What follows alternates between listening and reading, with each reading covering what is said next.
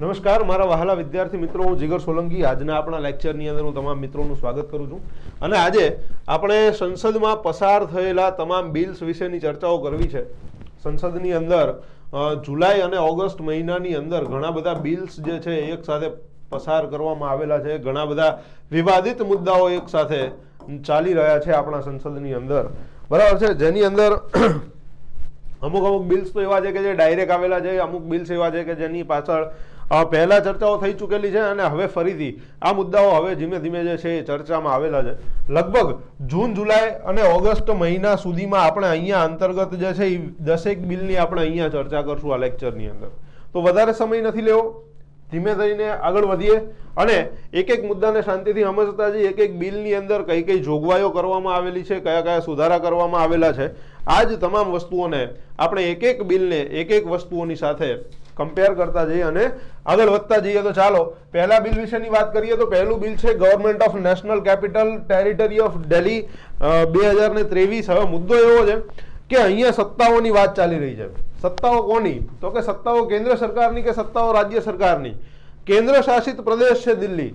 કેન્દ્ર શાસિત પ્રદેશની અંદર લેફ્ટનન્ટ ગવર્નર જે હોય તો લેફ્ટનન્ટ ગવર્નર જે છે એની જોગવાઈ જે છે, એની નિમણૂક જે છે ભારતની સરકાર દ્વારા કરવામાં આવે, બરાબર. અને એક બાજુ દિલ્હીની પોતાની એક વિધાનસભા પણ છે, તો એની અંદર મુખ્યમંત્રી પણ બેસે છે. તો આખરી સત્તાઓ કોની રહેશે, આ એના વિશેનું આખું બિલ અત્યારે ચાલી રહ્યું છે. આ ગવર્મેન્ટ ઓફ નેશનલ કેપિટલ દિલ્હીની અંતર્ગત કે આખરી સત્તાઓ કોની રહેશે. તમે મુખ્યમંત્રી શા માટે નિમણૂક કરો છો, લેફ્ટનન્ટ ગવર્નરની શા માટે તમે નિમણૂક કરો છો? તમારી પાસે ઓલરેડી મુખ્યમંત્રી તો છે જ દિલ્હીની અંદર. હવે એક બીજી વસ્તુ પણ કહી દઉં કે જો ભારતની કેપિટલની અગર વાત કરવામાં આવે, બરાબર, તો પહેલા ભારત પાસે કોઈ નેશનલ કેપિટલ નહોતી, પણ ભારતની નેશનલ કેપિટલ બનાવવા માટે ભારતીય બંધારણની અંદર સુધારા નંબર 29 જે છે એને 69 જે છે 69 ને ઇમ્પોઝ કરવામાં આવ્યો અને ભારતની નેશનલ કેપિટલ તરીકે દિલ્હીનો સ્વીકાર કરવામાં.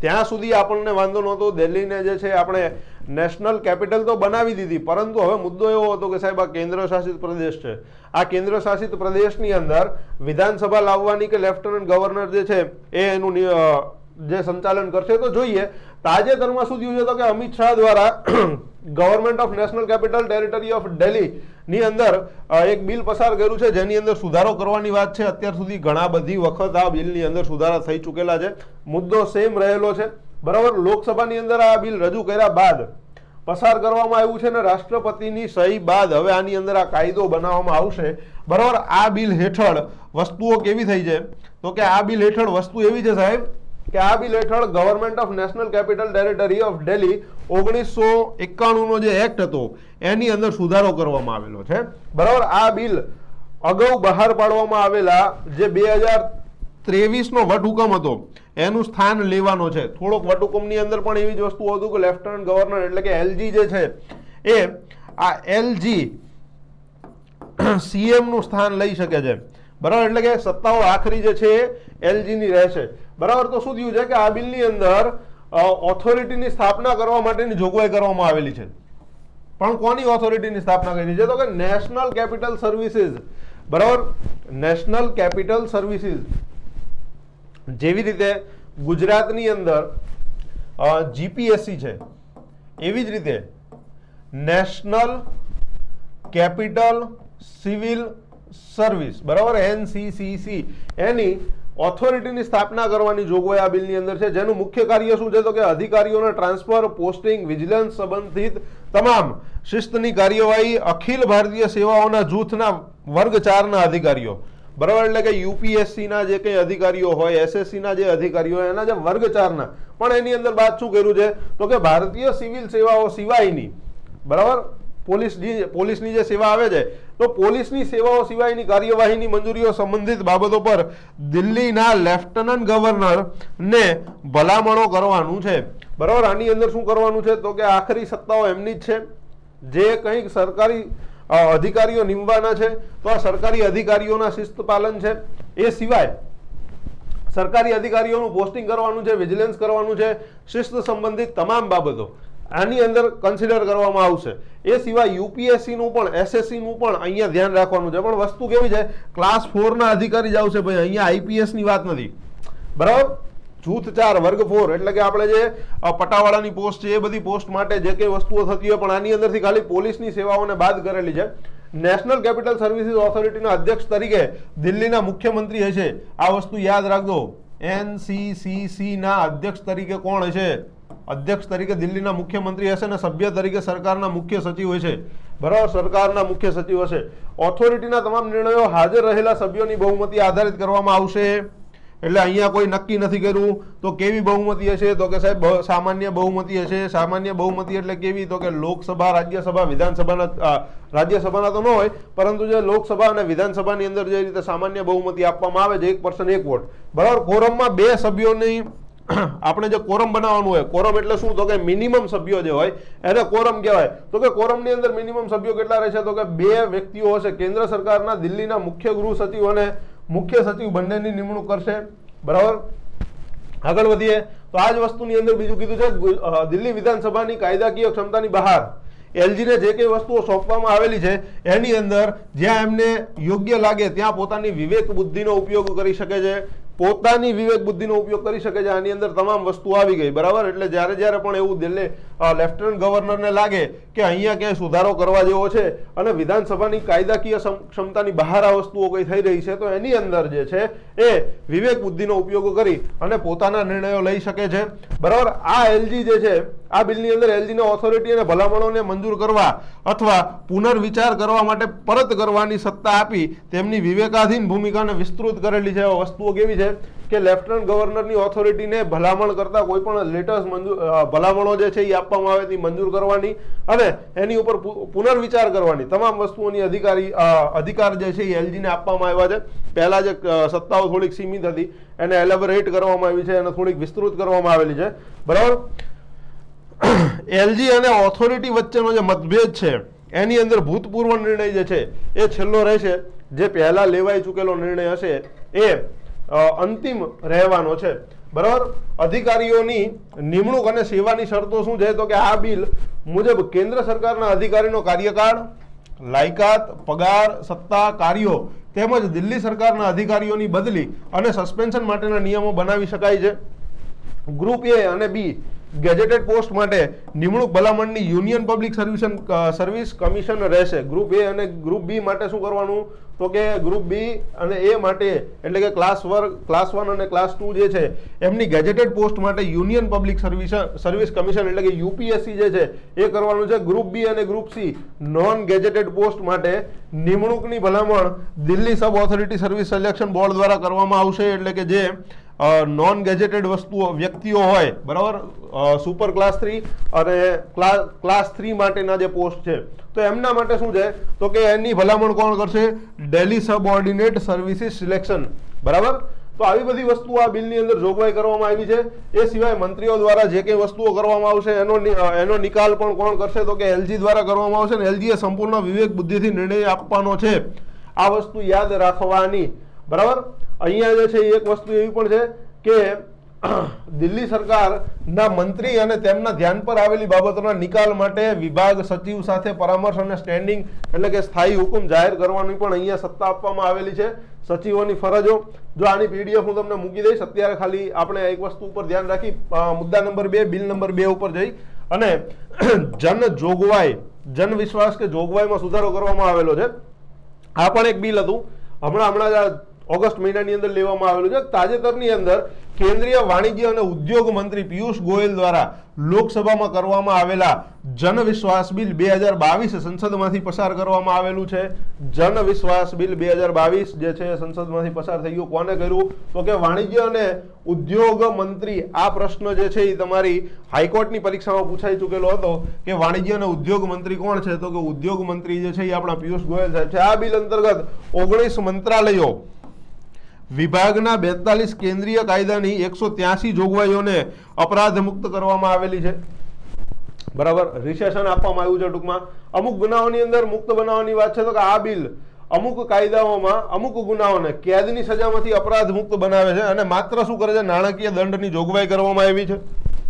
આની અંદર ખાલી એક જ વસ્તુ કીધી છે, એગ્રીકલ્ચર પ્રોડ્યુસર એક્ટ 1937 ગેરકાનૂની ગ્રેડ ડેઝિગ્નેશન માર્ક બનાવવા પર 3 વર્ષની જેલ અને 5,000 રૂપિયા સુધીનો જે દંડ હતો એને સ્થાને ખાલી શું કર્યું છે તો કે આ બિલની અંદર એવું કીધું છે કે ભાઈ તમે ખાલી 8 લાખ રૂપિયા જે છે એ દંડની રકમ જે છે એ નક્કી કરી લો. ઇન્ફોર્મેશન ટેકનોલોજી એક્ટ 2000 હેઠળ અંગત માહિતી જાહેર કરવા પર 3 વર્ષ સુધીની જે કેદ હતી અથવા તો 5 લાખ રૂપિયા સુધીનો જે દંડ હતો એને સ્થાને આ બિલમાં 25 લાખ રૂપિયા સુધીના દંડની જોગવાઈ કરવામાં આવેલી છે. બરાબર, એટલે બિલની અંદર સુધારો છે. અમુક જગ્યાએ શું કર્યું છે તો કે આ બિલની અંદર અમુક વસ્તુઓને જે છે એ અપરાધ મુક્ત બનાવી દીધેલી છે, એટલે કે અહીંયા તમને જેલની સજા નહીં થાય પણ પૈસા લઈ અને કમર તોડી નાખવામાં આવશે. આવી વસ્તુ અહીંયા કરવામાં આવેલી છે. જો અહીંયા શું છે કે અમુક કાયદામાં ફાઇન ને બદલે પેનલ્ટીની જોગવાઈ કરવામાં આવેલી છે. જો હવે અહીંયા આ બે વસ્તુ યાદ રાખજો. ફાઇન કોને કહેવાય તો કે ન્યાયાલય દ્વારા અપાતો જે નાણાકીય દંડ છે. એટલે દાખલા તરીકે હવે મારી જો કોઈ જગ્યાએ ભૂલ હોય અને જ્યારે મને ન્યાયાલય કોઈ વસ્તુનો દંડ કરે તો એ શું કર્યું છે, એ ફાઇન કર્યું છે. પરંતુ પેનલ્ટી કોને કહેવાય તો કે કાયદા દ્વારા અપાતો દંડ. એટલે કે હવે હું તમને એક સીધી વસ્તુ કહું કે આપણને ટ્રાફિકનું ચલણ મળે છે, બરાબર? તો જે ટ્રાફિકનું ચલણ તમારા હાથમાં આવી ગયું છે, આ ટ્રાફિકનું ચલણ શું છે તો કે ટ્રાફિકનું ચલણ એ ફાઇન નથી, એ પેનલ્ટી છે. એ શું છે? પેનલ્ટી છે. એ તમને શેના દ્વારા અપાય તો કે કાયદા દ્વારા અપાય. તમને કોઈ પણ જગ્યાએ જજની સામે ઊભા નથી કરવામાં આવતા. હવે આ જ વસ્તુને ટ્રાફિકનું ચલણની વાત કરી અને હું તમને એમ કહું કે અગર કોઈ વ્યક્તિ એવો છે કે દારૂ વેચી રહ્યો છે ગુજરાતની અંદર, આ વસ્તુ ગુનો છે. આ દારૂ વેચવાનો ગુનો છે, પરંતુ હવે ન્યાયાલય જે છે એવું નક્કી કરે કે હવે કામ કરો, આ ભાઈને શું કરો, 20 લાખ રૂપિયાનો દંડ કરો. તો આ 20 લાખનો દંડ જે ન્યાયાલય દ્વારા કરવામાં આવેલો છે, બરાબર, જજની સામે ઉભા રહીને જજે જે ઓર્ડર આપેલો છે આ 20 લાખ રૂપિયાના દંડનો, એને શું કહેવાય તો કે એને જે છે એ ફાઇન કહેવાય. બરાબર. પેટન્ટ એક્ટ 1970 ના ઉલ્લંઘન બદલ 1 લાખ રૂપિયા સુધીની ફાઇન ને પેનલ્ટીમાં રૂપાંતરિત કરેલી છે. બરાબર. વસ્તુ શું કરી છે, પેટન્ટ એક્ટ 1970 ના ઉલ્લંઘન અંતર્ગત શું કર્યું છે, 1 લાખ રૂપિયા સુધીની જે ફાઇનની રકમ હતી, એટલે કે અહીંયા જે પ્રોપરલી કેસ ચાલતો હતો એ કેસ નહીં ચાલે, ખાલી શું આપવામાં આવશે, ચલણ આપવામાં આવશે, જે 10 લાખ રૂપિયા સુધી વિસ્તરી છે. બરાબર છે. જો 1 લાખ રૂપિયાથી લઈને 10 લાખ રૂપિયા સુધીની તમારી પેનલ્ટીની રકમ હોઈ શકે. બરાબર. ભારતીય બિલ દ્વારા આ બિલ દ્વારા શું કહ્યું છે, ભારતીય પોસ્ટ અધિનિયમ 1998 ના તમામ ગુનાઓને દંડમાંથી નાબૂદ કરેલા છે. પોસ્ટ અંતર્ગત જેટલા પણ અધિનિયમો આવતા હતા એ બધા ગુનામાંથી બાદ કર્યા છે. ફાઇન અને પેનલ્ટીમાં સુધારો કર્યો છે થોડોક. આ બિલ અંતર્ગત દર 3 વર્ષે દંડની રકમમાં ફરજિયાતપણે 10% વધારો કરવામાં આવશે. દર 3 વર્ષે 10% વધશે, એટલે વ્યાજ લાગશે 3 વર્ષનું. નિર્ણાયક અધિકારીઓ એટલે કે આ બિલ અંતર્ગત કેન્દ્ર સરકાર દંડ નક્કી કરવા હેતુ માટે 1 અથવા વધુ નિર્ણાયક અધિકારીઓની નિમણૂક કરશે, એટલે અહીંયા ભરતી પડવાની છે. આ અધિકારી વ્યક્તિઓને પુરાવા માટે બોલાવી શકે છે અને સંબંધિત કાયદાઓના ઉલ્લંઘન માટે પૂછપરછ પણ કરી શકે છે. અધિકારીઓને પૂરેપૂરી સત્તા છે કે તમને બોલાવે, એના પુરાવા માગે અને એની સાથે પૂછપરછ પણ થાય. ઇવન 3rd ડિગ્રી પણ આપવામાં આવશે જો પૂછપરછ થાય તો આવું બધું પણ થાય. બરાબર છે. નિર્ણાયક અધિકારીઓની નિમણૂક અંતર્ગતની જ વાત થઈ રહી હતી. બરાબર. અહીંયા વાત કરી દીધી એમ કે આ જ વસ્તુઓ છે. આ કાયદાની અંતર્ગત શું કીધું છે, કૃષિ ઉત્પાદન અધિનિયમ 1937, હવા પ્રદૂષણ અધિનિયમ 1981, પર્યાવરણ અધિનિયમ 1986, જાહેર જવાબદારી વીમા અધિનિયમ 1991 નો સમાવેશ કરવામાં આવે છે. એટલે એક કાયદાની અંદર ઘણી બધી વસ્તુઓનો સમાવેશ કરવામાં આવેલો છે.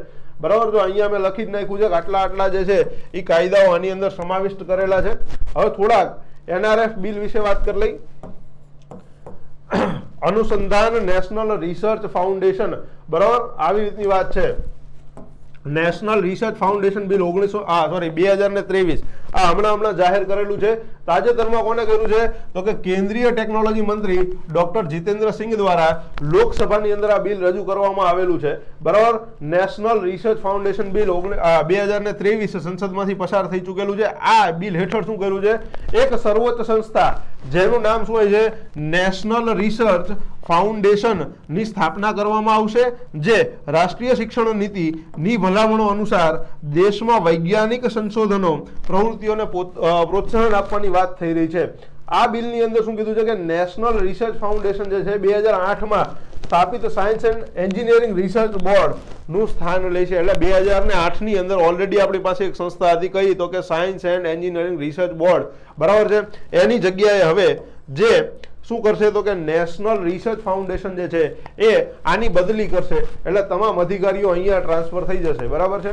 હવે થોડાક અહીંયા આ જ બિલની થોડીક આગળ વાત કરી તો કે એનઆરએફ શું કરશે તો કે એનઆરએફ જે છે એ ગાણિતિક વિજ્ઞાન, એન્જિનિયરિંગ અને ટેકનોલોજી, પર્યાવરણ અને પૃથ્વી વિજ્ઞાન, આરોગ્ય અને કૃષિ જેવા ક્ષેત્રની અંદર સંશોધન, નવીનતા, ઉદ્યોગ સાહસિકતા માટે વ્યૂહરચના, દિશા નિર્દેશો પ્રદાન કરશે. હવે તમારે કંઈ નવી ઇનોવેશન કરવું છે આ બધા ક્ષેત્રની અંદર તો તમને એનઆરએફ જે છે એ કામ કરશે.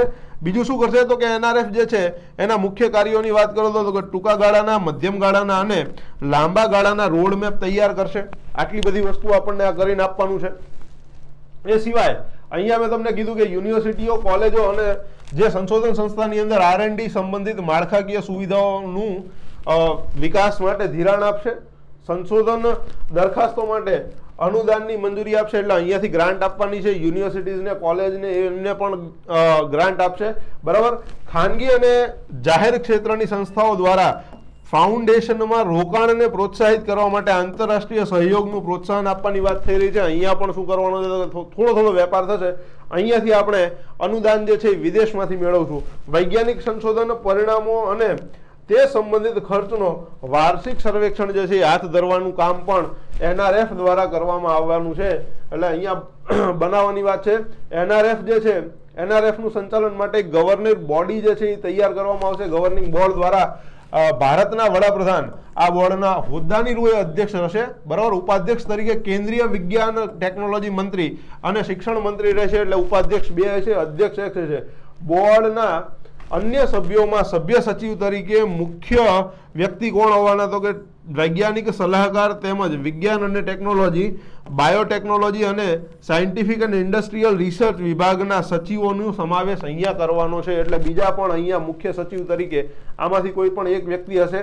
રાષ્ટ્રપતિ અધિક સચિવ હશે અથવા તેમના ઉપરના સ્તરના અધિકારીઓની ચીફ એક્ઝિક્યુટિવ ઓફિસર તરીકે નિમણૂક કરશે, બરાબર. અહીંયાના ચીફ એક્ઝિક્યુટિવ ઓફિસર CEO ની નિમણૂક કોણ કરશે આ યાદ રાખજો, રાષ્ટ્રપતિ. હવે રાષ્ટ્રપતિ પાસે આ એક વસ્તુ પણ બીજી વધી ચૂકેલી છે, બરાબર. ચાલો હજી થોડાક એક આગળ નવા બિલ વિશે આ જ વસ્તુની વાત કરી લઈએ તો કે એનઆરએફ ભારત સરકારના મુખ્ય વૈજ્ઞાનિક સલાહકાર ની અધ્યક્ષતાવાળી એક્ઝિક્યુટિવ કાઉન્સિલ દ્વારા સંચાલિત કરવામાં આવશે. એટલે પ્રિન્સિપલ સાયન્ટિફિક એડવાઇઝર જે છે એમના દ્વારા જ આખી જે છે એ કાઉન્સિલ જે રહ્યું એનું સંચાલન કરવામાં આવશે. અને department of science and technology એ એનઆરએફ નો વહીવટી વિભાગ રહેશે. એટલે કામ આ જ કરશે. DST જે છે એ આના કારીગરો, વર્કરો હશે, બરાબર. જે કંઈ ક્લાસ 1 2 અધિકારીઓ છે એ DST-માં આવતા હશે, જેમાં સરકાર અને ખાનગી ક્ષેત્રો દ્વારા સંયુક્ત રીતે 5 વર્ષના સમયગાળામાં અંદાજિત તો 50,000 કરોડનું મૂડી રોકાણ કરવામાં આવશે. એટલે અહીંયા તમને આંકડો પણ આપી દીધો કે આપણે આટલા રૂપિયાનું અહીંયા આપણે કામ કરવાના છીએ, બરાબર. એ સિવાય multi state cooperative societies bill amendment act 2023 પસાર કરવામાં આવ્યો છે, બરાબર છે. કોઓપરેટિવ સોસાયટીની વાત થઈ છે. હમણાં જ લોકસભાની અંદર આ બિલ જે છે એ રજૂ કરવામાં આવ્યું, સંસદમાંથી પસાર થઈ ગયું અને રાષ્ટ્રપતિની મંજૂરી મળતા મલ્ટી સ્ટેટ કોઓપરેટિવ સોસાયટીઝ જે એક્ટ જે છે એ અમલમાં આવી ચૂકેલો છે. જે અંતર્ગત શું થયું છે 2002 નો જે multi state cooperative society act 2002 હતો એની અંદર સુધારો કરવામાં આવ્યો છે, બરાબર છે. હવે થોડીક વસ્તુ એવી છે કે બહુસ્તરીય રાજ્ય સરકારની મંડળીઓ, એટલે કે જે અહીંયા સીધી વસ્તુઓ છે કે કોઓપરેટિવ સોસાયટી જે હતી એ પણ કોની તો કે સહકારી મંડળીઓ રાજ્ય સરકારની જેટલી, એટલે કે એવી સોસાયટીઝ છે કે જે એક કરતા વધુ રાજ્યોમાં કાર્યરત છે તેની રચના અને કામગીરી ને શું કહેવાય મલ્ટી સ્ટેટ કોઓપરેટિવ સોસાયટીઝ 2002 જોગવાઈ કરવામાં આવેલ છે. અને કાયદો માત્ર ખાલી અને ખાલી કોને કીધું છે કે મલ્ટી સ્ટેટ વાળી જે મંડળીઓ છે એને જ લાગુ પડશે. કારણ કે રાજ્ય સરકારની પણ અમુક સોસાયટી સહકારી સોસાયટી ઘડવાનો અધિકાર છે. હવે બીજી વસ્તુ અહીંયાથી આટલી મોટી વસ્તુઓ કઈ જ નથી. વસ્તુઓ કેવી છે કે જે જગ્યાએ ભારત દેશની અંદર કોઓપરેટિવ સોસાયટી માટે ભારતીય બંધારણની અંદર સુધારો કર્યો 19મી કલમ અંતર્ગત આપણે જે છે એ આપણે કોઓપરેટિવ સોસાયટી સ્થાપવાની વાત તો કરી દીધી. હવે વસ્તુ કેવી થઈ તો કે કોઓપરેટિવ સોસાયટી તમે બનાવો તો છો, પણ એ વસ્તુ કેવી છે તો કે કોઓપરેટિવ સોસાયટી ખાલી ગુજરાતમાં નહીં બને. આ કોઓપરેટિવ સોસાયટી જે છે એ વધશે વધશે વધશે વધશે એટલે ક્યાં જશે? મધ્યપ્રદેશ સુધી પહોંચશે, મધ્યપ્રદેશથી લઈને મહારાષ્ટ્ર. તો આ ગુજરાતની મૂળ જે સંસ્થા હતી એ અલગ અલગ જગ્યાએ અલગ અલગ રાજ્યો સુધી પહોંચી છે.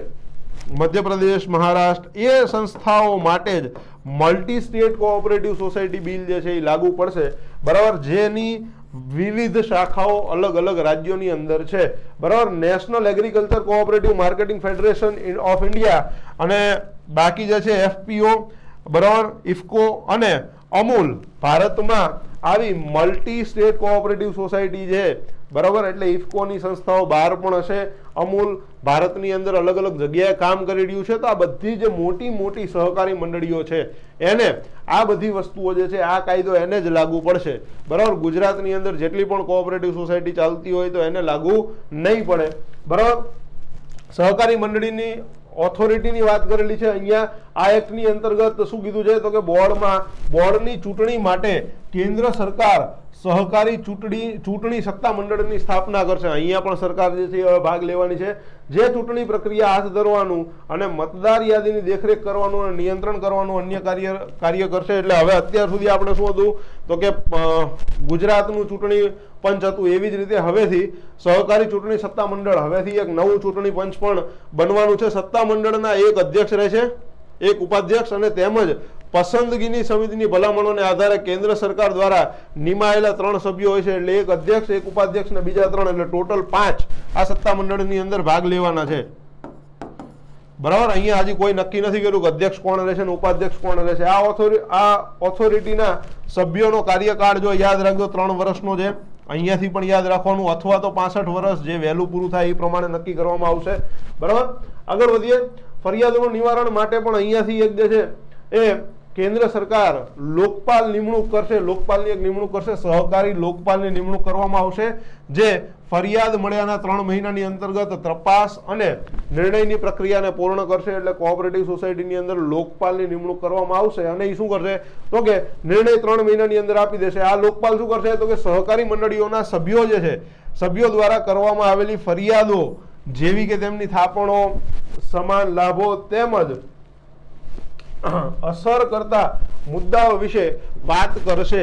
એટલે હવે જો દાખલા તરીકે સહારાની વાત કરો, પીએસઈએલ ની વાત કરો, અથવા તો તમે સમૃદ્ધ જીવન જેવી કંપનીઓની વાત કરો, તો આ જે મલ્ટી સ્ટેટ કોઓપરેટિવ સોસાયટી હતી એને અસર કરતું આ બિલ છે, બરાબર છે. એની થાપણો, એના મુદ્દાઓ લોકપાલ પોતે ધ્યાન રાખશે. સહકારી લોકપાલના નિર્દેશો વિરુદ્ધ અપીલ 1 મહિનાની અંદર કેન્દ્રીય રજિસ્ટ્રાર પાસે થઈ શકે છે. આ એક વસ્તુ જરાક અહીંયા યાદ રાખજો. આ બિલની તમામ જોગવાઈ જે છે અહીંયા જ આપેલી છે, બરાબર.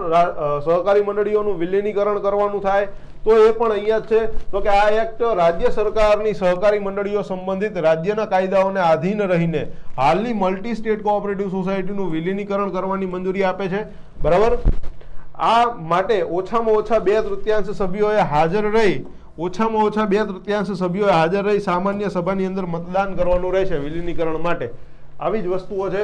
બોર્ડ ઓફ ડિરેક્ટરની રચના પણ આના જ અંતર્ગત કરવામાં આવશે. અહીંયા હું તમને મૂકી દઈશ કઈ કઈ વસ્તુઓ છે, હું અહીંયા વાંચતો નથી. જો એમાં કીધું છે કે ભાઈ તમારે આ સંસ્થાની અંદર અનુસૂચિત જાતિની એક અથવા તો અનુસૂચિત જનજાતિના અને 2 મહિલા સભ્યોને સમાવેશ કરવાનો આદેશ કરવામાં આવેલો છે. અહીંયા એક વસ્તુ યાદ રાખજો કે ભાઈ બોર્ડ ઓફ ડિરેક્ટરની જ્યારે પણ મલ્ટી સ્ટેટ કોઓપરેટિવ સોસાયટી જ્યારે રચના કરતી હોય એવા સમયે એક અનુસૂચિત જાતિ, એક અનુસૂચિત જનજાતિ, બરાબર, અને બીજું શું કીધું છે 2 મહિલાઓ, આ 2 માંથી ગમે એક હશે તો ચાલશે. એક એસસી જોઈ ઓર એક એસટી જોઈ, બરાબર. આ 2 માંથી ગમે એક, અને મહિલાઓ ફિક્સ કે આટલી, બરાબર. હવે થોડાક આગળ વધીએ. નિર્દેશો અહીંયા આપણને આપેલા છે, વાંચવા રહેતો નથી, કઈ વસ્તુ આમાં સમજવાની વસ્તુ છે નહીં. ખાલી યાદ રાખજો દંડમાં થોડોક આની અંદર વધારો કર્યો છે.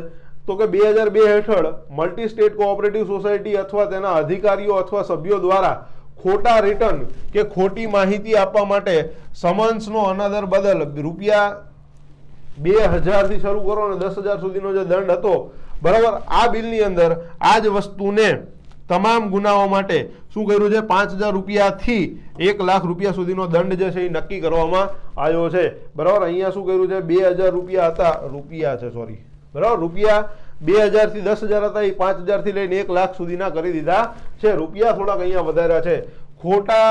ખોટમાં જતી સહકારી મંડળીઓ માટે ભંડોળ જે છે, જો પુનઃસ્થાપના, પુનઃનિર્માણ અને વિકાસ માટે ભંડોળોની સ્થાપના કરવામાં આવશે, બરાબર. અગાઉ 3 નાણાકીય વર્ષ માટે નકામા હોય તેવી મલ્ટી સ્ટેટ કોઓપરેટિવ સોસાયટી દ્વારા આ ભંડોળ કે ધિરાણ જમા કરવામાં આવશે, બરાબર.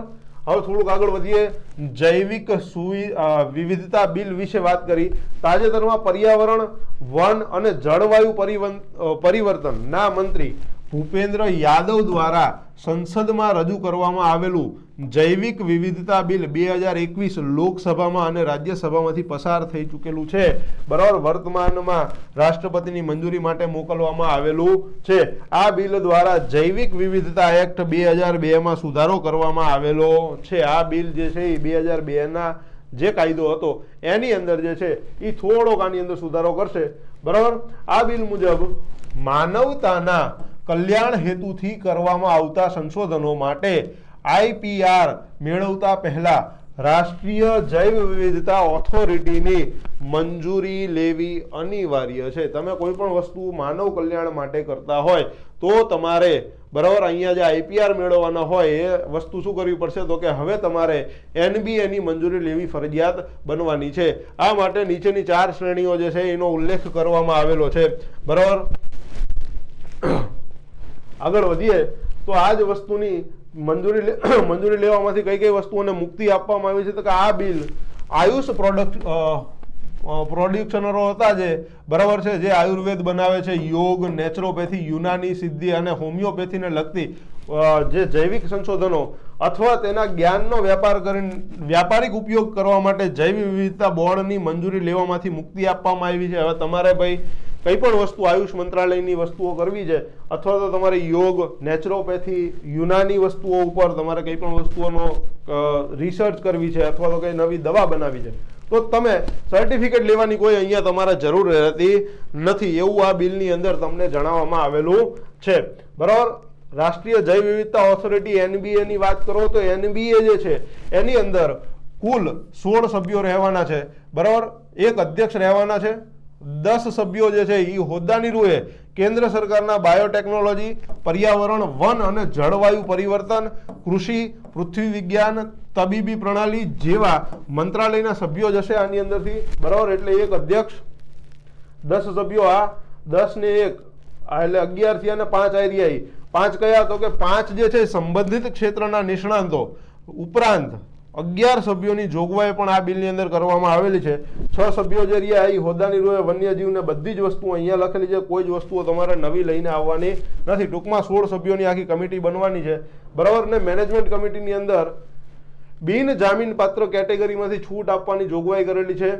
આ બિલ મુજબ રાજ્ય સરકાર જે છે એ જૈવ વિવિધતા મેનેજમેન્ટ કમિટીનું આયોજન નક્કી કરશે. તેમાં 7 થી 11 સભ્યોની જોગવાઈ કરવામાં આવશે. આ ઉપરાંત રાજ્ય સરકાર આ કમિટીને તાલુકા અથવા જિલ્લા સ્તરે પણ બનાવી શકે છે. રાજ્ય સરકાર આમાં કમિટી બનાવે, પણ એ તમને કીધું એમ રાજ્ય કઈ જગ્યાએ તાલુકા લેવલે બનાવી શકે, જિલ્લા લેવલે પણ બનાવી શકશે, બરાબર. આ બિલ લુપ્ત થવાને આરે આવેલી પ્રજાતિઓ, ભયજનક કક્ષાની પ્રજાતિ જાહેર કરવાની સત્તા રાજ્ય સરકારને પણ આપે છે, જે પહેલા ફક્ત કેન્દ્ર સરકારને હતી. હવે રાજ્યની અંદર પણ અમુક એવા જીવ હશે કે જે લુપ્ત થવાને આરે હોય, તો એની જે છે એ લુપ્ત થવાને આરે આવેલી જાતિઓમાં હવે પહેલા કેવું હતું, ખાલી કેન્દ્ર સરકાર જે છે એ ખાલી આ જાતિઓનું જે છે એ યાદી તૈયાર કરતી હતી. હવે રાજ્ય સરકાર પણ આ યાદીઓ તૈયાર કરી શકશે, આવું આની અંદર કહેવામાં આવ્યું છે.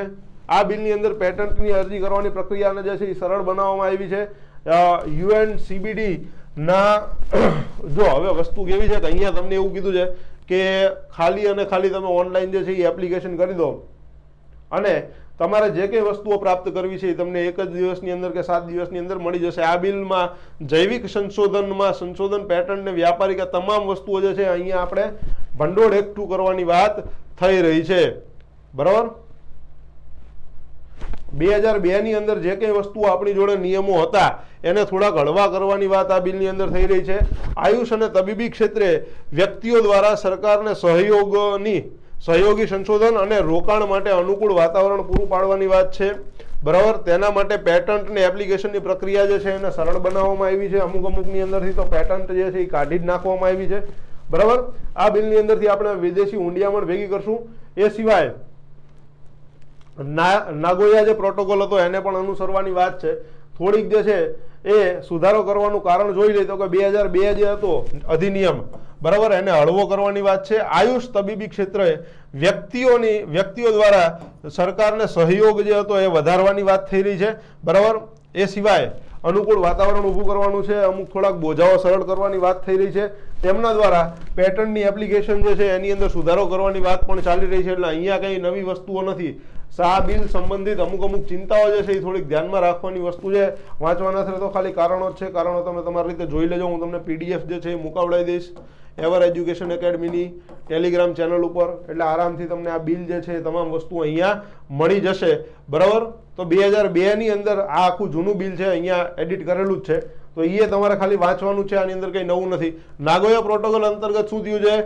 જૈવિક સંશોધનોથી થતા ફાયદાઓની યોગ્ય અને સપ્રમાણ માત્રામાં સ્થાનિક જાતિઓ વચ્ચે ફાળવણી થવી જોઈએ. આવો એક પ્રોટોકોલ આપણે બનાવેલો હતો. બરાબર, નામોયા પ્રોટોકોલ. આ નામોયા પ્રોટોકોલ જે છે એને અનુસરીને કોઈ પણ વ્યક્તિએ કાર્ય કરવાનું રહેશે. હવે સિનેમેટોગ્રાફી આ પણ એક બહુ અગત્યનું બિલ છે. સિનેમેટોગ્રાફી ભારતની અંદર વસ્તુઓ કેવી છે કે લગભગ આશરે 40 થી વધારે ભાષાઓની અંદર દર વર્ષે 3000 થી વધુ ફિલ્મો બની રહી છે. હવે એની કોપીરાઇટ જે છે એ થવાનું છે.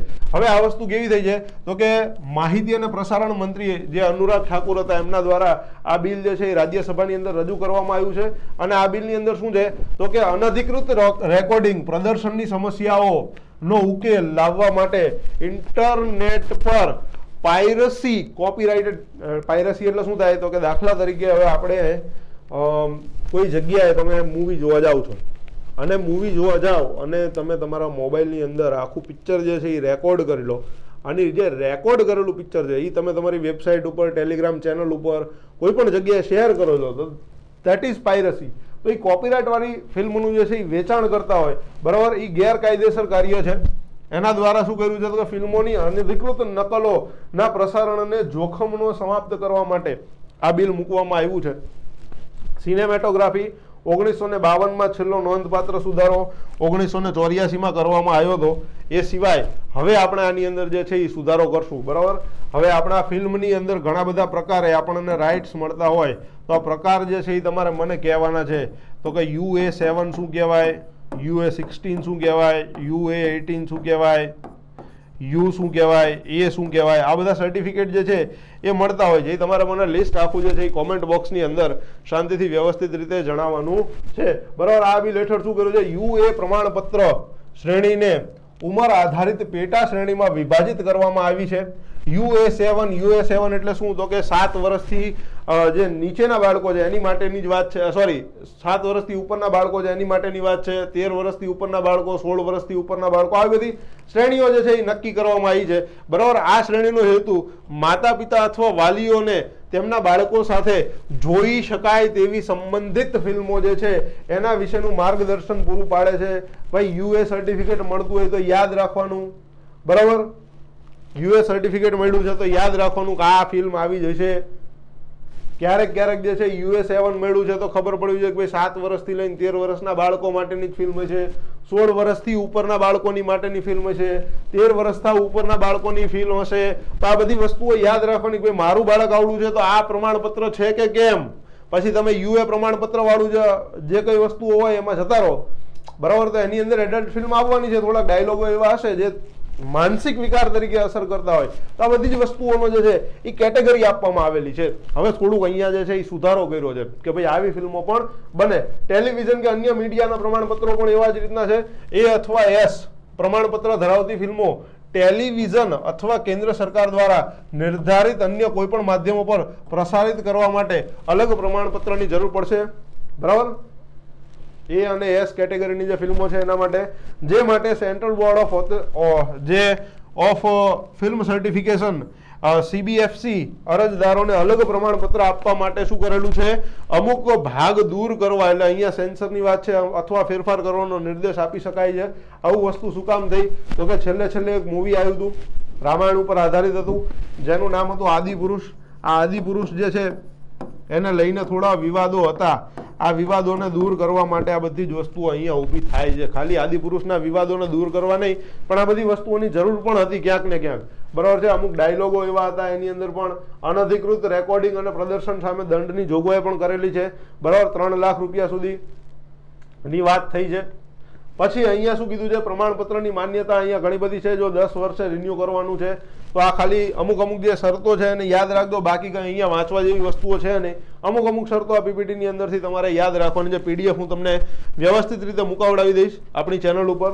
વન સંરક્ષણ અધિનિયમ વિધેયક 2023 જે છે, બરાબર, કેન્દ્રીય પર્યાવરણ અને આબોહવા પરિવર્તન મંત્રી ભૂપેન્દ્ર યાદવ દ્વારા લોકસભાની અંદર રજૂ કરવામાં આવેલું હતું. આ બિલ હેઠળ વન અધિનિયમ 1980 થોડાક ફેરફારો કરવામાં આવેલા છે. અધિનિયમ જે છે 1927, ભારતીય વન અધિનિયમ 1927 અને 1980 અમલમાં આવ્યા પછી સરકારી રેકોર્ડ હેઠળ જંગલો તરીકે સૂચિત જમીન પર લાગુ થશે, બરાબર. અહીંયા જે છે એ સૂચિત જમીનો ઉપર, એટલે આખો મુદ્દો જે છે એ જમીનનો જ છે આ અધિનિયમ પ્રમાણે. ખાલી વાંચવાની વસ્તુ છે, અહીંયા કંઈ નવું નથી. જમીનની સોંપણી ખાલી વાંચવાની વસ્તુ છે, અહીંયા કંઈ જ નવી વસ્તુઓ નથી, બરાબર. થોડુંક અહીંયા સમજવાનું છે, digital personal data protection bill 2023, આ થોડી સમજવાની વસ્તુ છે. ગયા બિલની PPT હું તમને મૂકી દઈશ, ખાલી વાંચી લેજો. ત્યાં તાજેતરમાં શું કીધું છે, તો કે ઇલેક્ટ્રોનિક્સ અને ઇન્ફોર્મેશન ટેકનોલોજીના મંત્રી જે અશ્વિની વૈષ્ણવ હતા, લોકસભામાં એમના દ્વારા ડિજિટલ ડેટા પ્રોટેક્શન બિલ જે છે એ રજૂ કરવામાં આવેલું છે, અને હવે ધીમે ધીમે એને વસ્તુ પણ છે એ પણ મૂકી દીધેલી છે. અહીંયા શું કીધું છે, જો આ બિલની અંદર વ્યક્તિઓને માહિતીનો અધિકાર, સુધારાની માંગ કરવાનો અધિકાર અને ડેટા ભૂંસી નાખવાનો તેમજ ફરિયાદ નિવારણ જેવા અધિકારો આપવામાં આવેલા છે. આ બધા જ અધિકારો જે છે એ તમારા કલમ નંબર 21 અંતર્ગત જવાના છે. ડેટા પ્રોટેક્શન બિલની વાત થઈ રહી છે, કયા વ્યક્તિઓને લાગુ પડશે, તો કે ભારતની અંદર ઓનલાઈન કે ઓફલાઈન રીતે મેળવેલ વ્યક્તિગત ડેટાનું ડિજિટલાઇઝેશન કર્યા પછી કરવામાં આવે અને ડેટા પ્રોસેસિંગ તેમજ ભારતની બહાર માલ સામાન કે સેવાઓની આયાત નિકાસને લગતી વ્યક્તિગત માહિતીઓનો ડેટા પ્રોસેસિંગ પર લાગુ થશે, બરાબર. એટલે તમે અહીંયાથી બહાર જતા હોય તેના ઉપર લાગુ થાય. અહીંયા તમે જે છે એ ભારતની અંદર ઓનલાઈન કે ઓફલાઈન રીતે મેળવેલ વ્યક્તિગત ડેટાનું ડિજિટલાઇઝેશન થતું હોય એના ઉપર પણ લાગુ થશે, બરાબર. વ્યક્તિગત ડેટા ઉપર વ્યક્તિની સંમતિ મેળવ્યા પછી જ કાયદેસર હેતુ માટે પ્રક્રિયા કરી શકાશે. વ્યક્તિગત ડેટા અને પ્રક્રિયાની માહિતી આપતી નોટિસ વ્યક્તિને સંમતિ લેતા પહેલા આપવાની રહેશે. આ સંમતિ કોઈ પણ સમયે પાછી ખેંચી શકાય છે.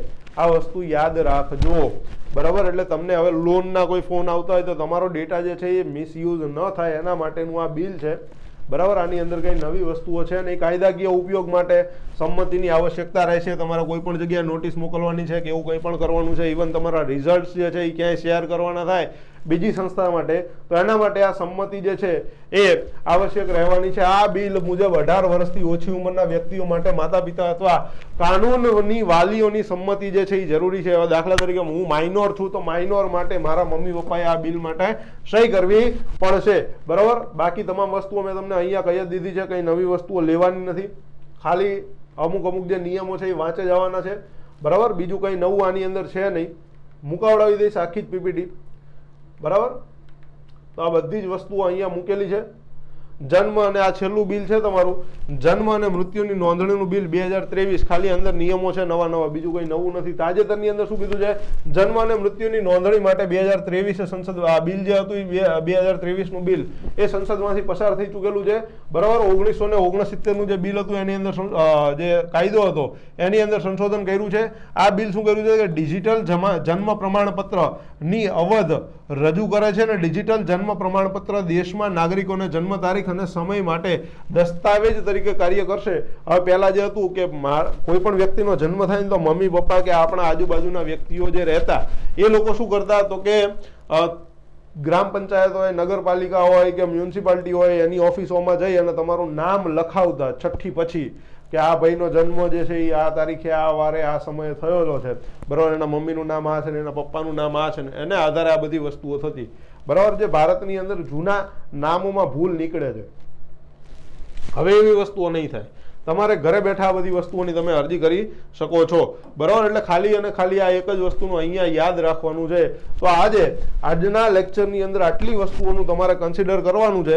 હવે આવતા લેક્ચરની અંદર મળીએ, ત્યાં સુધી તમામ મિત્રોને જય હિન્દ અને જય ભારત.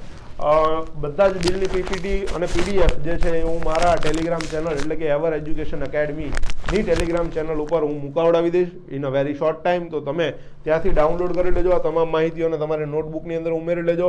કરંટના પ્રશ્નોને પણ લગતો જે કંઈ મુદ્દો છે એ આની સાથે મૂકી દેજો, બરાબર.